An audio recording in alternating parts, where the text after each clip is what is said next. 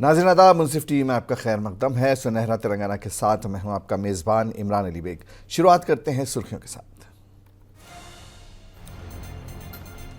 के केशव राव की chief minister Revanth Reddy से मुलाकात। साबिक डिप्टी सीएम के श्रीहरि भी कांग्रेस में हो रहे हैं शामिल।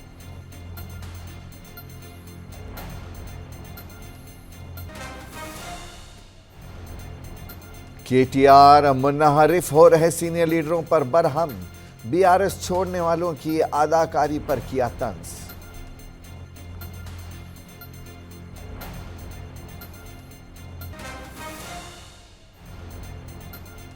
कांग्रेस पार्टी पार्लियामानी इंतखाबात की मुहिम को कतईयत देने कोशां। सोशल मीडिया पर जमकर मुहिमात चलाने के मंसूबा। जलसों का कामयाबी पर जोर।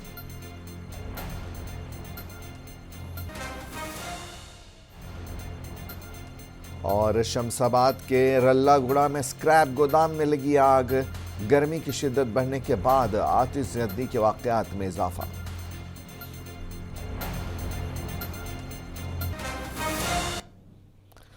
बीआरएस के जनरल सेक्रेटरी और रुकन राज्यसभा डॉक्टर के केशव राव ने आज चीफ मिनिस्टर रेवंत रेड्डी से उनकी क़यामगाह पर मुलाकात की, जिसके बाद कहा जा रहा है कि के केशव राव की घर वापसी की राह हमवार हो चुकी है।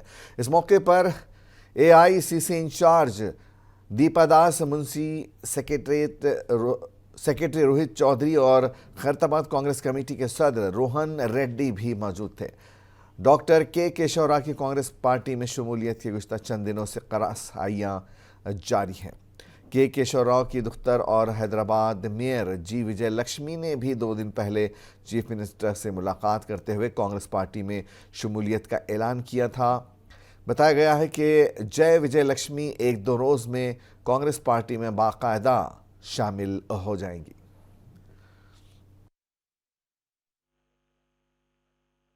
నాకు 85 ఏళ్ళు ఉన్నప్పటికీ 65 ఏళ్ల మీద నేను పబ్లిక్ లైఫ్లో ఉన్నత 55 ఏళ్ళు పార్టీ ఉన్నా. నాకు కాంగ్రెస్ ఇచ్చినంత ఎవరు ఇవ్వలేదు, కానీ బీఆర్ఎస్ ఇచ్చినంత రెస్పెక్టు, కేసీఆర్ గారు ఇచ్చినంత నాకు ఇచ్చిన రెస్పెక్టు, ఆయన రికార్డు, నా మాటకి ఇంపార్టెన్స్ వేరే వాళ్ళు ఎవరు ఇవ్వలేదు. I consider there for the top man was given the respect. Even is the workers, BRS workers are real educated. చాలా మంది ఒకటి ఏంటంటే మనం వాళ్ళని ముందు ప్రొజెక్ట్ చేయలే. 13 ఏళ్ల తర్వాత आफ्टर माई तीर्थ यात्रा तेलंगाना के साबिक deputy chief minister Kadiyam Srihari Congress party में शामिल हो रहे हैं। कांग्रेस पार्टी की तेलंगाना उमूर इंचार्ज दीपादास मुंशी ने आज मिनिस्टर्स क्वार्टर में स्टेशन घनपुर के रुकन असम्बली श्रीहरि और उनकी दुख्तर से मुलाकात की। उनसे कांग्रेस पार्टी में शामिल होने की ख्वाहिश की गई। ज़राए के मुताबिक के श्रीहरि ने इस बात से इत्तेफाक कर लिया है। मालूम हुआ है कि उन्होंने कांग्रेस में शमूलियत के लिए 2 शर्तें रखी थीं, जिससे पार्टी मुत्तफिक है। అటు ఏఐసి నుంచి ఏఐసిసి నుంచి ఇటు పిసిసి నుంచి మీరు పార్టీలోకి రావాలి, తెలంగాణలో కాంగ్రెస్ పార్టీని బలోపేతం చేయడానికి మాతో కలిసి పనిచేయాలని చెప్పి ఒక ఆహ్వానం నాకు ఇచ్చారు. నేను నా శ్రేయోభిలాషులు నాతో ఇన్ని రోజులు కలిసి ప్రయాణం చేసిన चेवड़ला पार्लियामानी हल्के के लीडरों के इजलास से केटीआर ने खिताब किया। उन्होंने पार्टी छोड़ने वाले सीनियर्स पर तंज किया और कहा कि घर के भेदी को तो कोई भी नहीं पकड़ पाएगा। बीआरएस के कारगुजार सदर का कहना है कि मुन्नाहरिफ लीडरों को पार्टी में वापस नहीं आने दिया जाएगा, चाहे वो केसीआर के पांव पर ही क्यों न गिर जाए। उन्होंने कहा कि रंजीत रेड्डी और महेंद्र रेड्डी ने भी अवार्ड के काबिल अदाकारी करके दिखाई है। మళ్ళీ రేపు వచ్చి ఇదే పట్నం మహేందర్ రెడ్డి, ఇదే రంజిత్ రెడ్డి వచ్చి కేసీఆర్ గారి కాళ్ళు పట్టుకున్న మళ్ళీ పార్టీలోకి రానియము అనే మాట కూడా నేను ఈ సందర్భంగా మీకు విజ్ఞప్తి చేస్తా ఉన్నాను. వాళ్ళకు తప్పకుండా బుద్ధి చెప్పవలసిన బాధ్యత మన మీద ఉన్నది. వచ్చి కేసీఆర్ కాళ్ళు పట్టుకున్న మళ్ళీ అధికారంలోకి వచ్చినాక వాళ్ళని మాత్రం మళ్ళీ రానిచ్చే ప్రసక్తే లేదనే మాట కూడా నేను మీకు విజ్ఞప్తి చేస్తా ఉన్నాను. నాయకులు तेलंगाना में अपोजिशन बीआरएस पार्टी को आज उस वक्त शदीद धक्का लगा जब उस पार्टी की लोकसभा उम्मीदवार कडियम कादिया ने मुकाबले से दस्तबरदार होने का ऐलान कर दिया। बीआरएस ने 13 मार्च को कडियम काव्या को वरंगल लोकसभा हल्के से उम्मीदवार के तौर पर ऐलान किया था, ताहम उन्होंने सदर बीआरएस चंद्रशेखर राव को एक मकतूब रवाना करते हुए मुकाबले से दस्तबरदार होने की वजह बताई।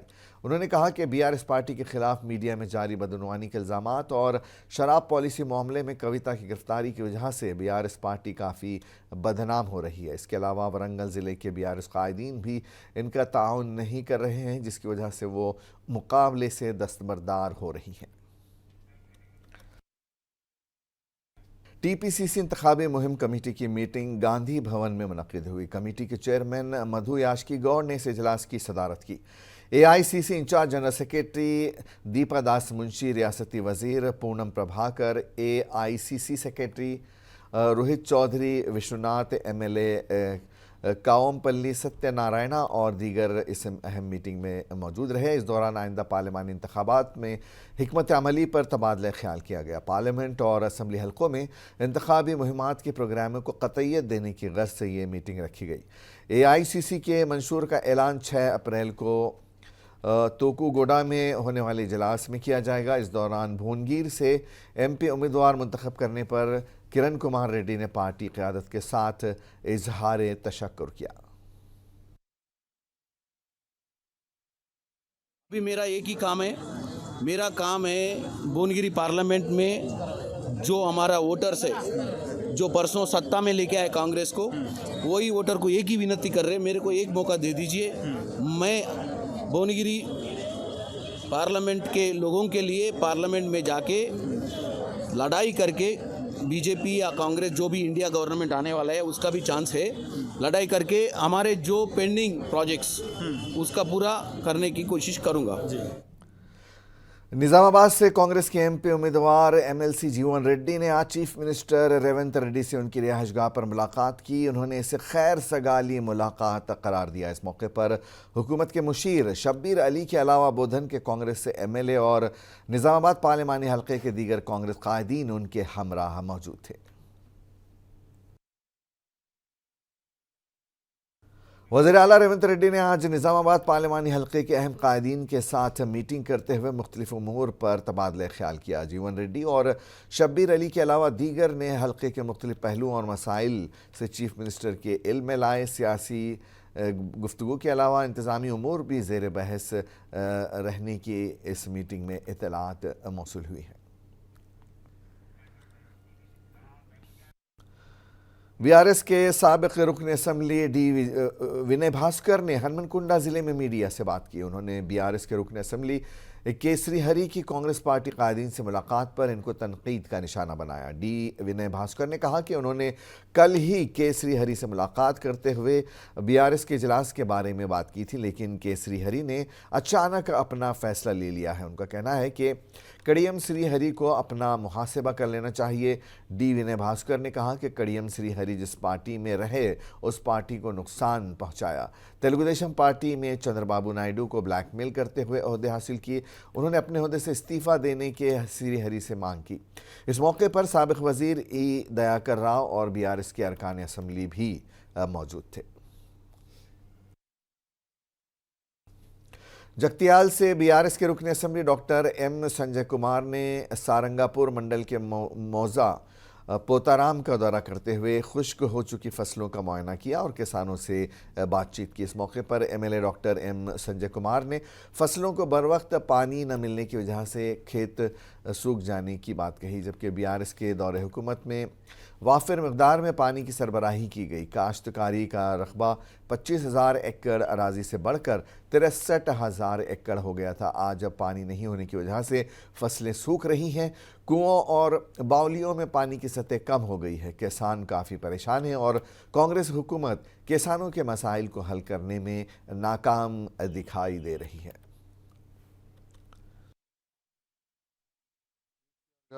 ముఖ్యమంత్రి అయిన తర్వాత కాళేశ్వరం ప్రాజెక్టు నిర్మించి ఏదైతే ఎస్ఆర్ఎస్పి నీళ్లు ఉంటాయో అవి కరీంనగర్ యువతల వరకే ఉంచేసి కరీంనగర్ నుండి కిందికి మన కాళేశ్వరం నీళ్లు వదలడం జరిగింది. దాని వలన ఎస్ఆర్ఎస్పి ప్రాజెక్ట్ కింద బాల్కొండ కావచ్చు, మెట్పల్లి కావచ్చు, మా జగిత్యాల నియోజకవర్గం కరీంనగర్ వరకు కూడా పచ్చడి పంట పొలాలతోటి ఒకనాడు జగిత్యాల నియోజకవర్గంలో నేను రాజకీయాలకు రాకముందు అంటే తెలంగాణ రాకముందు 20,000 ఎకరాలు ఉంటే జగిత్యాల నియోజకవర్గం मेदक पार्लिमानी हलके से बीजेपी उम्मीदवार रघुनंदन राव ने मीडिया से बात की। उन्होंने बीआरएस को डूबती कश्ती करार दिया और कहा कि मेदक में बीआरएस उनके खिलाफ झूठ फैला रही है और बीआरएस को ईंट का जवाब पत्थर से देने की बात कही।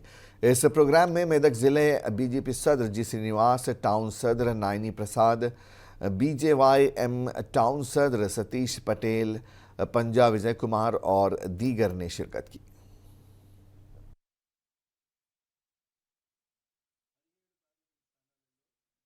టీఆర్ఎస్ పార్టీ మొట్టమొదట ప్రకటించిన అభ్యర్థి పేరు గౌరవనీయులు రంజిత్ రెడ్డి చేవెళ్ళ పార్లమెంట్ అభ్యర్థిగా ప్రకటించింది. ఆడ మొదలైన పలాయనవాదం, ఆడ మొదలైన పారిపోవడం, ఆడ మొదలైన టైటానిక్ షిప్ అనే మునిగిపోయే కార్యక్రమం। तेलंगाना में बीआरएस को छोड़कर मुख्तलिफ सतह के लीडर कांग्रेस में शामिल हो रहे हैं। कांग्रेस पार्टी के हेडक्वार्टर गांधी भवन में इन दिनों सरगर्मियां काफ़ी उरूज पर हैं। बीआरएस से कारवां के उम्मीदवार रहे मित्र कृष्णा और मंगलहाट कॉरपोरेटर परमेश्वरी ने कांग्रेस का दामन थाम लिया है। कारवान के कांग्रेस इंचार्ज उस्मान अल हाजरी ने इस मौके पर मुंसिफ टीवी से खुसूसी बातचीत की। उन्होंने बताया कि 500 से ज़्यादा लीडर कांग्रेस में शामिल हो चुके हैं। तेलंगाना कांग्रेस उमूर की इंचार्ज दीपा दास मुंशी ने तमाम का पार्टी में खैर मकदम किया।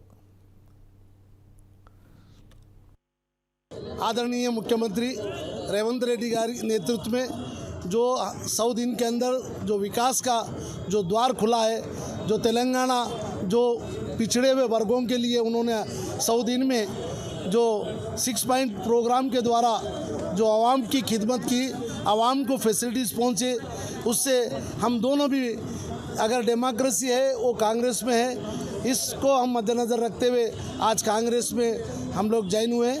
इनकी अध्यक्षता में आज उनके लीडरशिप में आज हमने कांग्रेस पार्टी ज्वाइन की है। रूलिंग गवर्नमेंट के साथ में चले, जनता को काम आए। सर, आपके सदारत में भी बहुत सारे लोग जो कॉर्पोरेटर थे, एक्स कॉर्पोरेटर्स थे, वो कांग्रेस पार्टी ज्वाइन करें, इसका रीज़न क्या है? कांग्रेस पार्टी लोग क्यों ज्वाइन कर रहे हैं? सब लोगों को मालूम है जिस तरह से पिछली सरकार ने झूठे वादे किए थे तमाम हिंदू मुस्लिम आवाम को, रियाया को, यहाँ की उनको हर चीज़ झूठ के ऊपर ही चली है उनकी। 10 साल तक आवाम बेजार हो गई, महंगाई सर चढ़ के बोल रही है, बेरोजगारी का बेइंतहा बुरा हाल है, नौजवान जराइम पेशा बन रहे हैं, बेरोजगारी की वजह से ड्रग्स आम हो रही है और हर चीज़ से आप देखिए अगर कोई तकलीफ में है तो आवाम, गरीब आवाम तकलीफ में है।